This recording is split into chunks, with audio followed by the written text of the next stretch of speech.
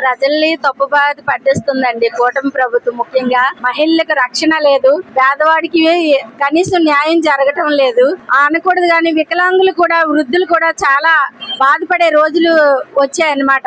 ఒకప్పుడు బీహార్ లోని ఎటువంటి పాలన విన్నామో మేమైతే చూడలేదు మా వయసులో, అలాంటిది ఆంధ్రప్రదేశ్ లోనే చూస్తున్నాం అన్నమాట. చాలా దారుణంగా ఉన్నాయి ఈ పరిస్థితులు. అయితే మళ్ళీ జగన్ గారు వచ్చాకే మళ్ళీ రామరాజ్యం వస్తుందని మేము ఆశిస్తూ ఆయన కోసం ఎదురు చూస్తున్నాం. ఈసారి బంపర్ మెజారిటీ జగన్ గారు ఏమో 175 మెజారిటీతో వస్తారని మేము కోరుకుంటున్నాం అండి. అభివృద్ధి ఏం లేదు, అభివృద్ధి ఏమి లేదు. అదంతా మోసం, అదంతా మాయ. అంటే జగన్ గారు చేసిన కార్యక్రమాలు చెప్పుకోలేకపోయారు. ఈయన జగన్ గారు వెళ్ళిపోయే లోపు ఈయన జగన్ గారు చేసిన కార్యక్రమాలకి ఈయన పేరు పెట్టుకుంటున్నారు, బాబు గారు చేశారు అన్నట్టుగా.